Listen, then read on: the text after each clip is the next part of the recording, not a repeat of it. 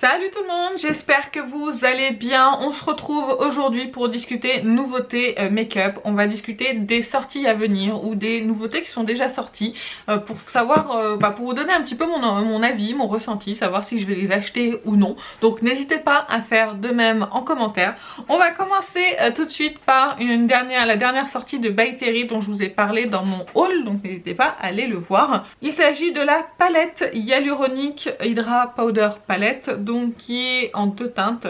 Vous avez donc la 1 Fair to Medium et la numéro 2 Medium to Warm. C'est composé de 4 poudres qu'ils appellent soyeuse et mat en couvrance modulable. Donc les promesses de cette palette, c'est de matifier, lisser et de fixer. Moi personnellement j'adore les poudres By Terry, je vous en ai parlé dans mon haul donc je vais pas m'étendre dessus. Donc vous savez que j'ai acheté la palette si vous avez vu la vidéo. J'aime beaucoup cette poudre, la Hyaluronic Hydra Powder, parce que c'est une poudre qui est très fine, qui lisse et qui est imperceptible sur la peau, mais je dirais pas qu'elle matifie le teint.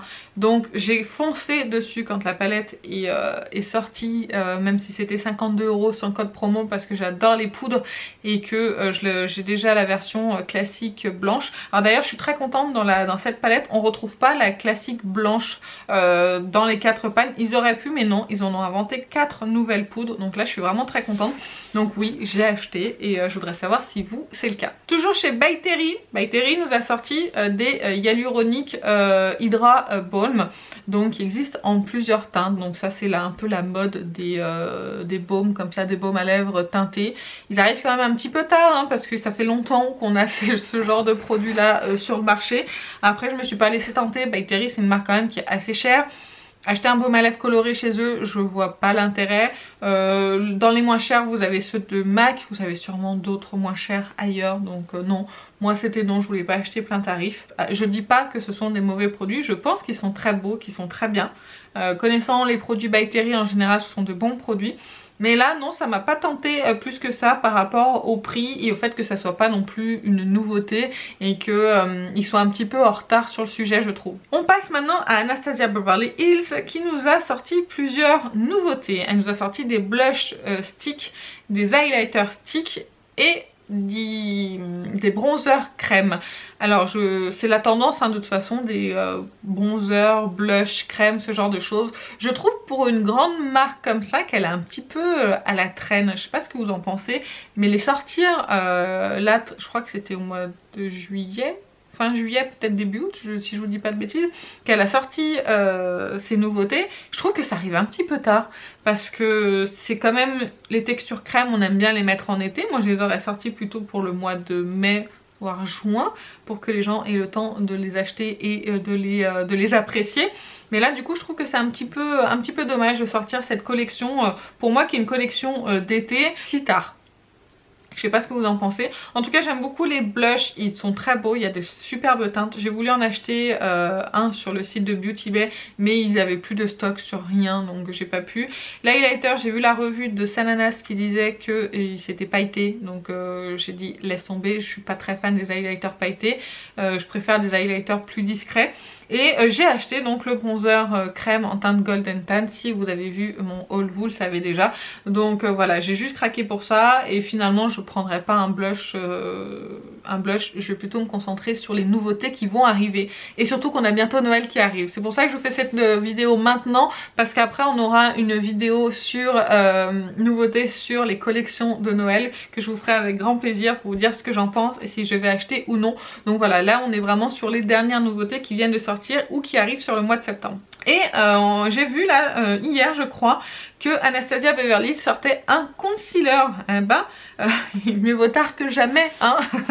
C'est quand même une marque qui existe depuis quelques années et je trouve que en termes de nouveautés produits en dehors des palettes et des produits sourcils, la marque s'est pas beaucoup renouvelée donc ça fait du bien quand même de trouver d'autres produits que cela. Donc moi je suis plutôt pour cet anti-cerne, je pense que je vais craquer. Je crois qu'il est à peu près à une trentaine d'euros. Je crois qu'il sort le lundi 23 sur le site officiel. Après peut-être qu'il sera sur Beauty Bay ou sur Sephora, je ne sais pas, ou sur Look Fantastic peut-être. Affaire à suivre. Mais en tout cas le concealer m'intrigue. Ils disent que c'est... alors je lis en anglais, je suis pas très forte hein, donc vous m'excusez. Que c'est une couvrance moyenne, que c'est un fini lumineux et naturel. Donc je me dis pourquoi pas essayer. L'avantage c'est qu'il y a 25 teintes, donc il y en a pour tout le monde. Donc ça oui, je pense que je vais craquer. Je vous en ferai sûrement donc un test pour vous donner mon avis. Ensuite, nous avons Hourglass qui nous a sorti des fards à paupières où tu dois faire un crédit pour pouvoir t'acheter la palette. Bon, alors je dis rien parce que honnêtement ça fait à peu près une quarantaine d'euros le fard. Vous en avez chez Dior à pareil presque 40 euros le fard. Donc qu'ils aient voulu faire ça, je comprends, c'est quand même une marque Hourglass. Pour moi c'est une marque plus considérée comme du luxe. Alors après il y en a qui le mettraient pas au niveau de Dior, Chanel. Moi je serais plutôt à le mettre à ce niveau là parce qu'en termes de prix je trouve que c'est du luxe.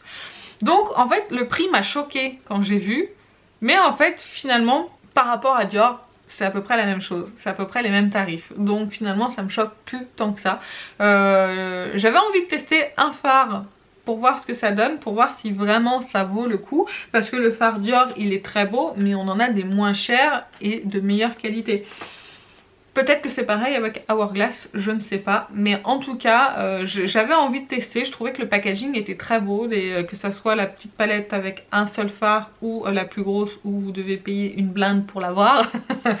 J'ai trouvé que c'était très joli, très bien présenté et à l'image de Hourglass. Mais c'est vrai que ça coûte quand même très très cher. Je sais pas si je craquerai ou pas. On verra. En tout cas les textures n'ont pas l'air folles. Ça n'a pas l'air dingue non plus sur les swatchs que j'ai pu voir. Ensuite on a Natasha qui nous a sorti des nouveaux produits. Alléluia. C'est comme Anastasia Beverly Hills. À un moment donné il faut se renouveler. Il faut sortir de nouvelles choses. Il faut sortir de nouveaux produits. Elle nous sort plein de palettes. Elle est très forte là-dedans. Ça c'est certain. J'attendais de nouveaux produits. D'ailleurs faudrait que je teste... ces autres produits de fond de teint etc. Mais là je suis très contente, elle a sorti en plus d'une mini palette, la Smoke je crois qu'elle s'appelle. Elle a sorti donc 3 crayons pour les yeux avec 3 teintes différentes, 3 eyeliners en crème, un pinceau double embout pour appliquer son eyeliner crème et l'estomper. Et elle a également sorti un eyeliner feutre classique. L'eyeliner feutre, dès que j'aurai fini le mien, qui me dure déjà depuis plusieurs mois, c'est possible que j'achète le sien pour voir un petit peu ce que ça donne. La pointe a l'air très intéressante. J'ai craqué, si vous avez vu mon haul, pour le liner en peau en teinte marron, pour le pinceau et pour le crayon. Donc oui, je suis très contente de cette collection.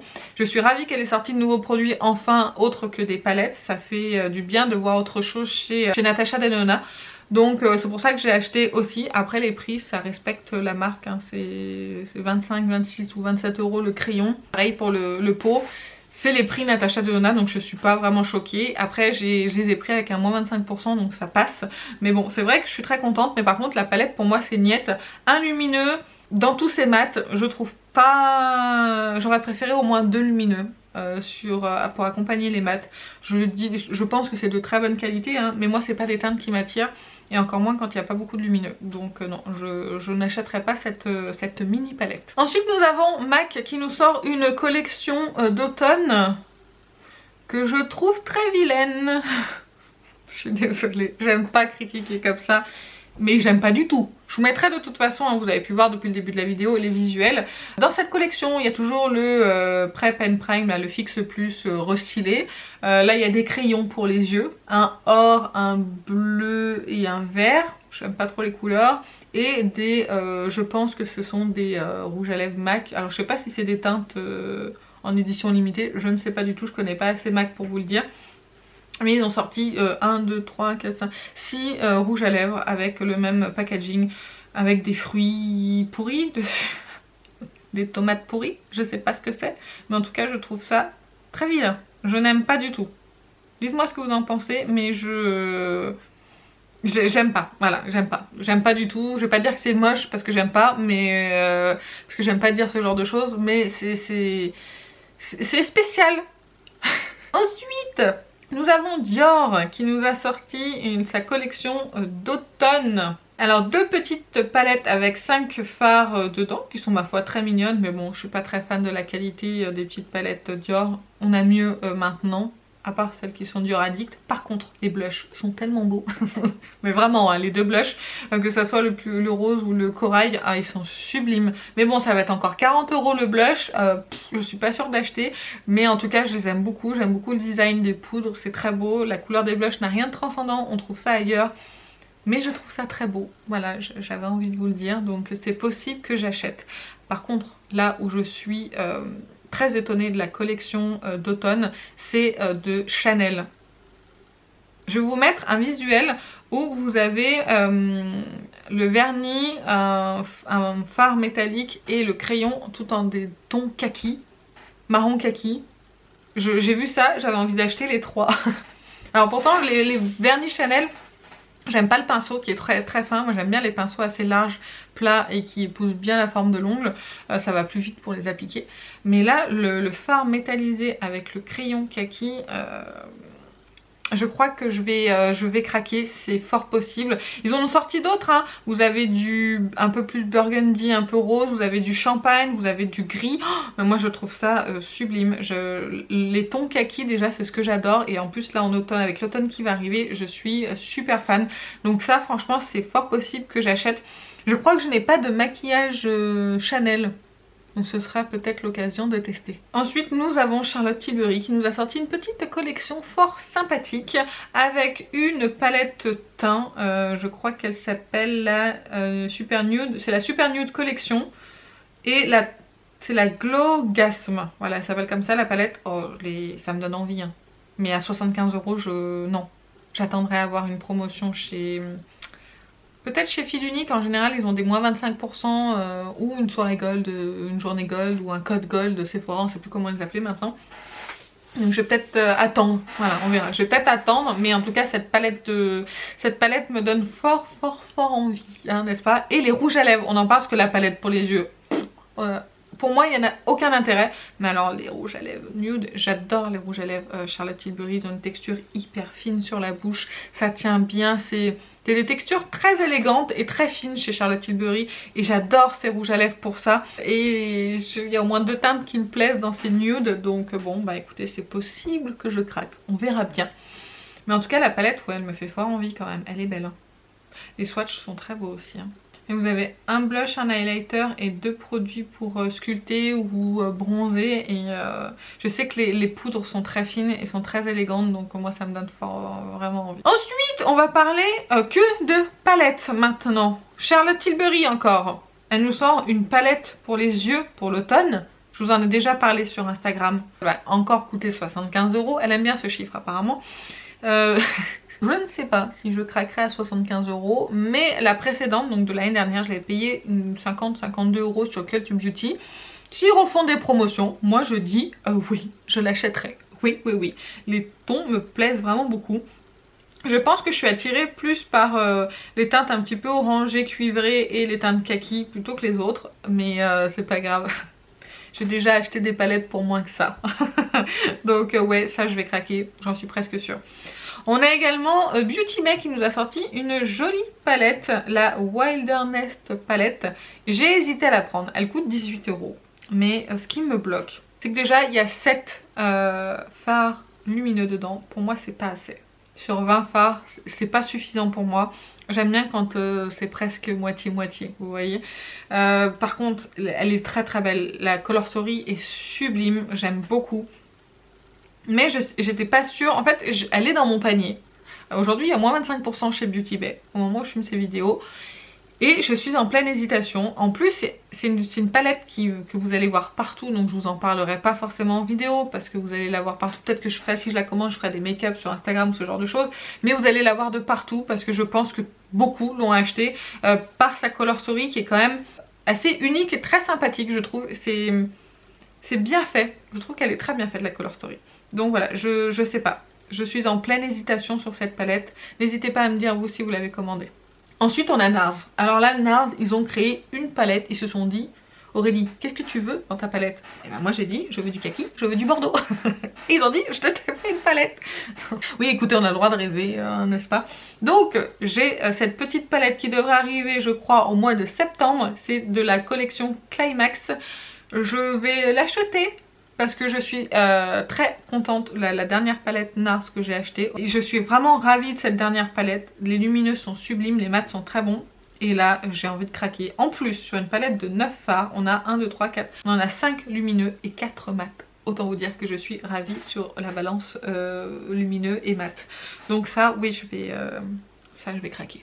Ensuite, nous avons Morphe qui nous a sorti encore une collaboration avec Coca-Cola. Et là, c'est Cherry Coke. La palette en soi est plutôt sympa. Les lumineux ont l'air très jolis.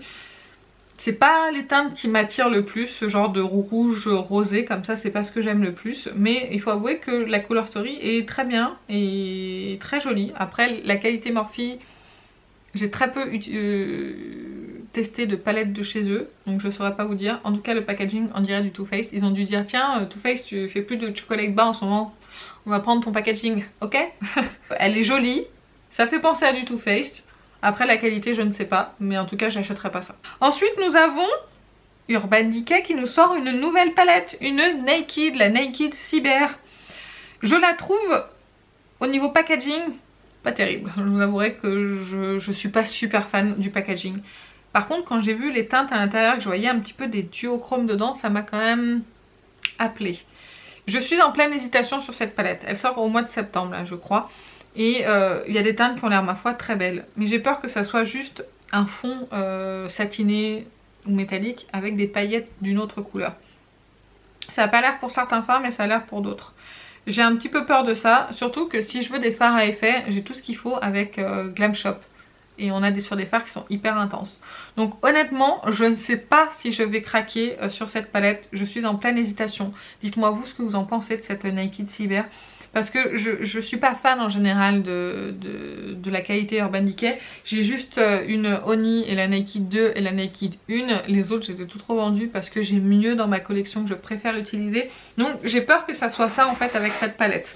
Donc je vous avouerai que je suis complètement perdue et je sais pas ce que je vais faire concernant la Naked Cyber. On verra bien. Une autre palette qui me met fort le doute. Il s'agit de la dernière de Pat McGrath, la grande. Elle s'appelle comment celle-ci? La Mothership 4 Utopian Dream Artistic Palette. Faut arrêter avec ces noms, s'il vous plaît. Qui coûte 135 € il me semble. Je sais pas mais elle est vraiment très belle. Honnêtement, elle me plaît beaucoup cette palette. C'est la première grande palette de Pat McGrath qui me plaît autant, honnêtement. Donc les autres j'ai trouvé trop basiques, trop classiques, pas assez de lumineux dedans. Là il y en a beaucoup plus et je trouve que l'harmonie est très intéressante. Je verrai, c'est bientôt mon anniversaire. Peut-être que je me la paierai avec des sous de mon anniversaire, on verra. Mais en tout cas elle est sublime. Elle est sublime et je la trouve vraiment très bien faite. Les packaging secondaires, bon on aime ou on n'aime pas, c'est très extravagant. Je préfère ce genre de packaging là, un petit peu plus classique.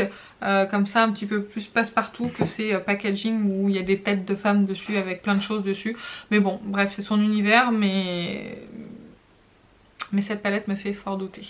Et bah écoutez, j'en ai fini avec toutes les nouveautés que j'ai pu rassembler dernièrement, que j'ai vu passer un petit peu sur les réseaux. Il y en a sûrement d'autres mais je ne suis pas abonnée à toutes les marques sur Instagram.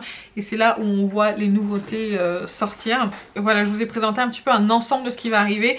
Je vais essayer de vous faire un petit peu ce genre de vidéo là quand il y aura vraiment des grosses sorties, type là ça va être l'automne, là après on va avoir Noël, après on aura le printemps, après on aura l'été. Vous voyez ce genre de grosses sorties comme ça pour faire un petit peu un point sur les nouveautés. Et j'essaierai voilà, de vous faire plus régulièrement ce genre de vidéos. Ça permet de discuter des produits sans forcément les acheter, donner un petit peu son avis et aussi avoir les vôtres. Et aussi savoir un petit peu ce que vous aimeriez voir un petit peu plus comme produit sur ma chaîne, ce qui vous intéresse un petit peu plus. Et bah écoutez, la vidéo est terminée, j'espère qu'elle vous a plu. Si c'est le cas, n'hésitez pas à vous abonner sur le petit bouton rouge s'abonner en dessous de la vidéo, n'hésitez pas également à la liker. Et bah écoutez, on se retrouve dans une prochaine vidéo, je vous fais plein d'énormes bisous et je vous dis à très bientôt. Salut!